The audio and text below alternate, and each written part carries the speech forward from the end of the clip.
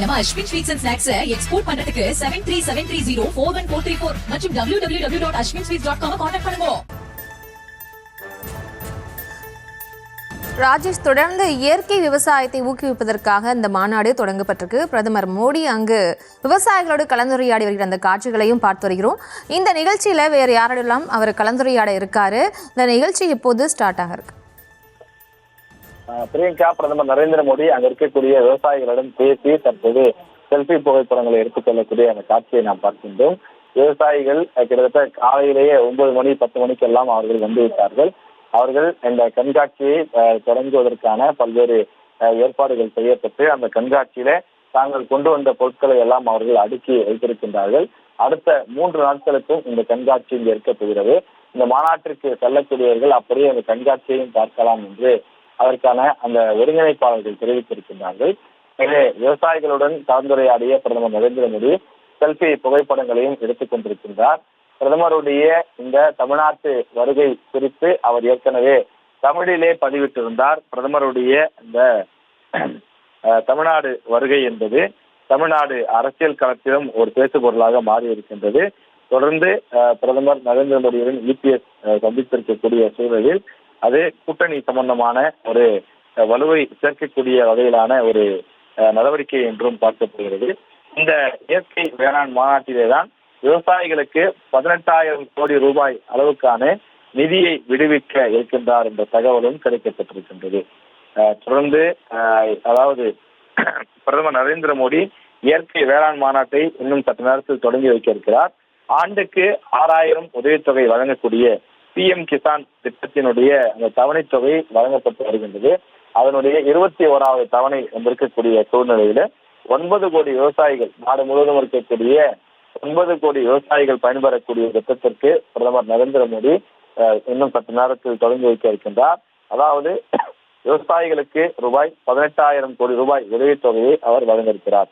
இந்த திட்டத்தின் கீழ் தமிழ்நாட்டை சேர்ந்த 21,80,204 விவசாயிகள் பயனடைய போகிறார்கள் என்பது இதில் ஒரு முக்கியமான தகவல்.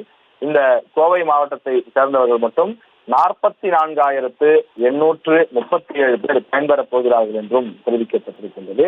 இயற்கை விவசாயத்தில் சாதனை படைத்த விவசாயிகளுக்கு விருது வழங்கக்கூடிய நிகழ்ச்சியும் நடைபெற இருக்கின்றது. இயற்கை விவசாயத்தை வெற்றிகரமாக செய்து முடித்து மற்ற விவசாயிகளுக்கு ஒரு முன்னுதாரணமாக இருக்கக்கூடிய, அதே போல இயற்கை விவசாயத்தை தொடர்ந்து ஊக்குவிக்கக்கூடிய விவசாயிகள் பல்வேறு கோணங்களில் ஆய்வு செய்யப்பட்டு அவர்கள் கண்டறியப்பட்டிருக்கிறார்கள். அவர்களை ஊக்குவிக்கக்கூடிய அந்த நிகழ்வும் இன்னும் சற்று நேரத்தில் நடைபெற இருக்கிறது. பிரதமர் நரேந்திர மோடி அவர்களை கௌரவிக்க இருக்கின்றார். இதற்கு காரணம் நாம் முன்பே குறிப்பிட்டது போல இந்தியா முழுமைக்கும் இயற்கை விவசாயத்தை அதிகப்படுத்த வேண்டும், தீவிரப்படுத்த வேண்டும் என்று மத்திய அரசு நினைக்கின்றது. அதற்கு விவசாயிகளுடைய அந்த மனநிலை என்பது மாற வேண்டும். இயற்கை ஃபர்டிலைசர், அதாவது இயற்கையான அந்த உரங்களை பயன்படுத்த வேண்டும். செயற்கை பூச்சிக்கொல்லிகள், செயற்கையாக பயன்படுத்தக்கூடிய உரங்கள் ஆகியவற்றை எல்லாம் முற்று முழுதாக தவிர்க்க வேண்டும் என்று சொல்கிறார்கள். எனவே இப்படிப்பட்ட அந்த சூழ்நிலையில இவ்வாறு ஏற்கனவே இயற்கை விவசாயத்தை செய்து வெற்றி கண்டிருக்கக்கூடியவர்கள் அடுத்தவர்களுக்கு வழிகாட்டியாக இருக்க வேண்டும் என்ற அடிப்படையிலே இந்த விருதுகள் வழங்குவதற்கான ஏற்பாடுகள் செய்யப்பட்டிருக்கின்றது. இது தொடர்ந்து இந்த மாநாட்டின் மூலமாக தொடர்ச்சியாக இது போன்ற விவசாயிகள் கண்டறியப்பட்டு ஊக்கப்படுத்தப்படுவார்கள் என்றும் இந்த மாநாட்டினுடைய ஒருங்கிணைப்பாளர்கள் தெரிவித்திருக்கிறார்கள். இயற்கை விவசாயிகள் சார்பிலே அமைக்கப்பட்டிருக்கக்கூடிய அரங்கங்களுக்கு சென்று பிரதமர் நரேந்திர மோடி விளக்கங்களை கேட்டறிந்து வரக்கூடிய காட்சியும் ஒரு புறம் நாம் திரையிலே பார்த்துக் கொண்டிருக்கிறோம். இந்த நிகழ்ச்சிகளை முடித்துக் கொண்டுதான் பிரதமர் நரேந்திர மோடி மேடைக்கு செல்ல இருக்கின்றார். இன்னொரு 10 நிமிடத்திற்குள் அவர் மேடைக்கு செல்வார் என்று எதிர்பார்க்கப்படுகின்றது.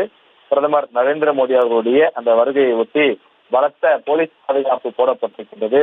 இந்த மாநாட்டிற்கு வந்திருக்கக்கூடிய, கண்காட்சிக்கு வந்திருக்கக்கூடிய அனைவருக்கும் கழுத்திலே ஐடி கார்டு போடப்பட்டிருக்கிறது.